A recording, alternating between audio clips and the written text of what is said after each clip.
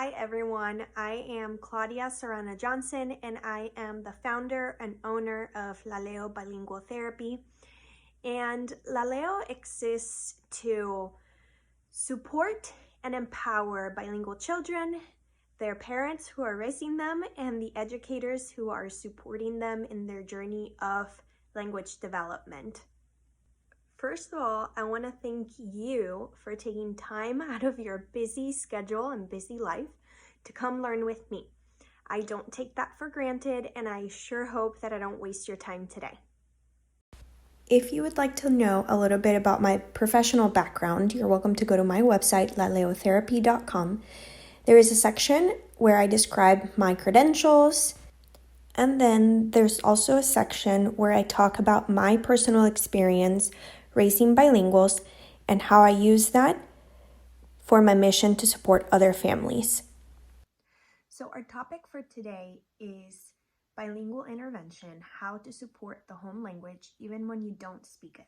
The reality is that our caseloads are becoming more and more diverse, and even if you are a bilingual SLP, you might have a child on your caseload with a family that speaks a language that you don't. For example, I have had children on my caseload who speak Amharic, and I don't. And so even though I'm a bilingual speech pathologist, I'm still in the same situation as a monolingual one in that particular case because I don't speak their home language.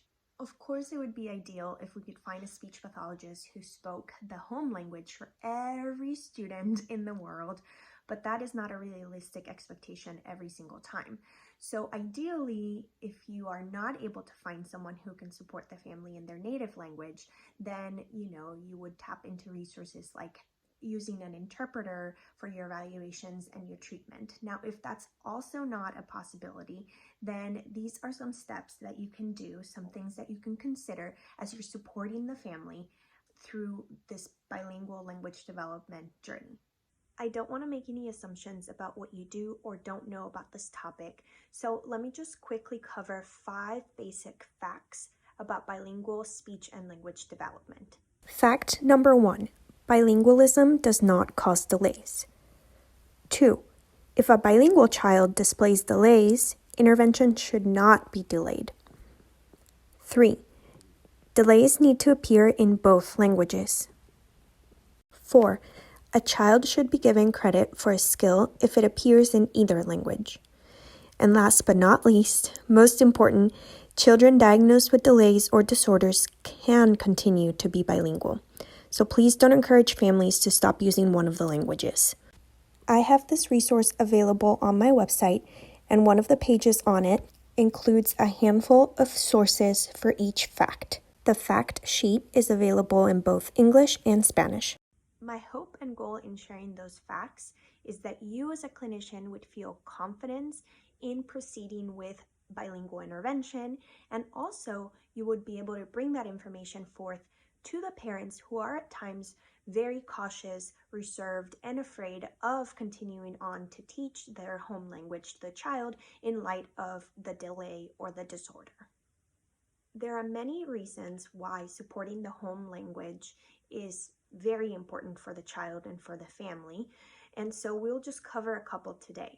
But my goal is that today, by the end of this presentation, you would walk away with a better understanding of why thinking about this is important as you serve the diverse clients of your caseload.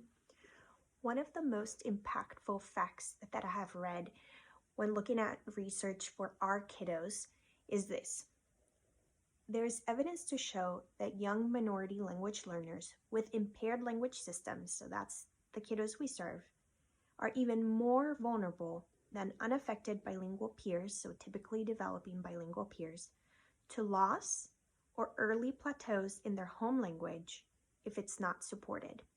And so a lot of times, 5-10 years down the road, parents are wondering, why did my child not retain the minority language? And so we know that children with delays or disorders are at higher risk of language attrition. And so this is why I'm so passionate about empowering you to think about this and think about how you can consider supporting that home language so that this child is less at risk of losing it. Supporting the home language puts this child at a higher chance of being able to communicate in the language that connects them to their culture, to part of their identity, to their community, also to their family members. You hear stories of children, families who, without knowing, years pass on and then they're not able to fully communicate with one another because the child now only speaks in the minority language and the parents are not able to fully communicate in that language. And so there is a broken communication between family members because of language loss. Two more benefits of supporting the home language. One, it can help the parent feel empowered and involved in carrying over those skills that you're teaching in the therapy session throughout the week. If the parent feels most comfortable in their home language, they're probably more likely to implement those skills that you're teaching in therapy if you are helping them see how they can carry it over to that language they're using at home. This article, written by Dr. Elizabeth Peña, she is probably my favorite clinician and researcher for this topic. The title is Supporting the Home Language of Bilingual Children with Developmental Disabilities, From Knowing to Doing, and this is accessible to you online. And she addresses a wide variety of reasons why we should support the home language, and she makes sure that we as clinicians understand that there are many benefits to bilingualism, and those benefits do tend to carry over to children with delays or disorders. There is also some research to show that supporting the home language does not negatively impact the development of the second language, of the majority language. And so we should, as clinicians and or as parents, not be afraid to support that home language in fear of it impacting the child's development of the majority language that they'll need to use within the wider community and in the academic world. Okay, so I hope that you are convinced of the importance of supporting home language. For the second part of the presentation, we're going to look into the how. I want to go over some of the similarities between monolingual language development and bilingual language development so that you can see that some of those skills that you are going to target in the majority language can easily carry over to the home language if you support the parent in the process of transferring those skills. So the way we're going to do this is we're going to look at ages birth through 12 months, then 12 to 24 months, and then 24 to 36 months. Let's start out with this chart about prelinguistic skills. Looks at the prelinguistic skills developed between birth and 12 months. As you can see on the left-hand side, there's a monolingual baby meeting all of the milestones when they're supposed to. And on the right side, you have a bilingual baby meeting the same milestones at around the same time. So prelinguistic skills are developed in the same way between monolingual and bilingual babies. Now, it's important to keep in mind that not every prelinguistic skill is appropriate within the communication of every culture.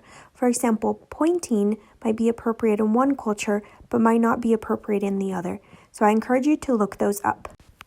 In the same way that prelinguistic skills are foundational for language development for monolingual children, they are too for bilingual children. And because, for the most part, prelinguistic skills are going to be universal across languages, then you can encourage the parent to use those prelinguistic skills that you're teaching in your therapy session at home in the home language when they're interacting with one another. Now, once you reach 12 months, children all over the world start saying their first words around the time that they take their first steps. At second year of life, 12 to 24 months, bilingual children tend to follow the same trajectory of language development as monolingual children. They'll develop 0 to 5 words, then they'll have another language burst, 5 to 15 words, then another burst up to 30 words, and then another burst up to 50 words between 18 and 24 months. When trying to figure out which first words to target with a bilingual child, you can keep this in mind. Children all over the world are interested in their surroundings. They're interested in things that they interact with daily, their toys, their daily routines, as well as their basic wants and needs. And also look up this resource where researchers have collected data across languages all over the world on early language development. So if you're wondering about common first words for children in that language and culture, this is a fantastic resource that you can tap into.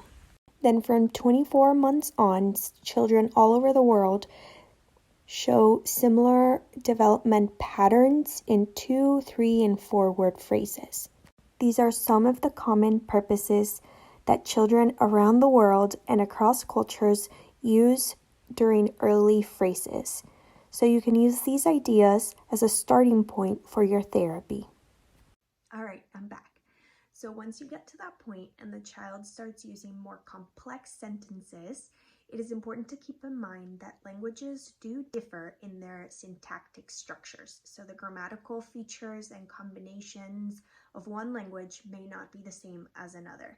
And certain grammatical features may develop earlier in one language over another.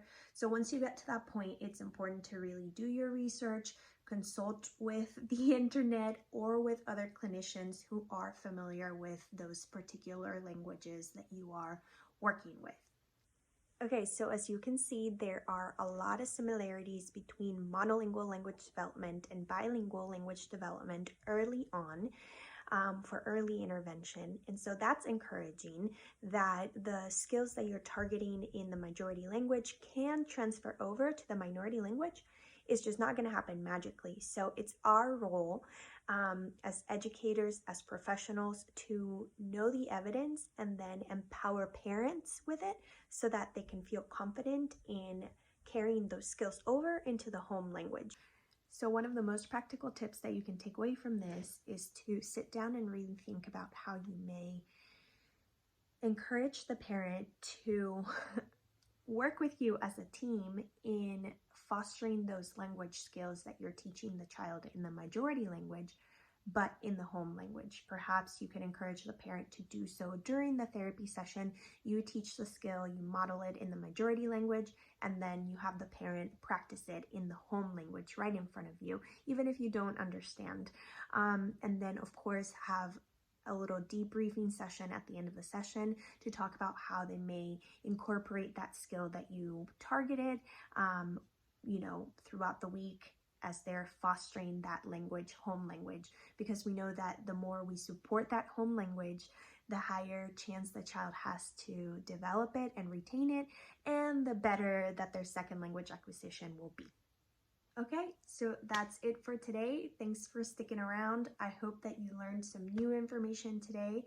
I hope that you feel more confident and empowered as you go on to help support bilingual families and their children. If you have any questions, don't hesitate to reach out to me at laleo.bilingual.therapy on Instagram or on my website, www.laleotherapy.com. It's been a pleasure having this time with you all. I hope you enjoyed it.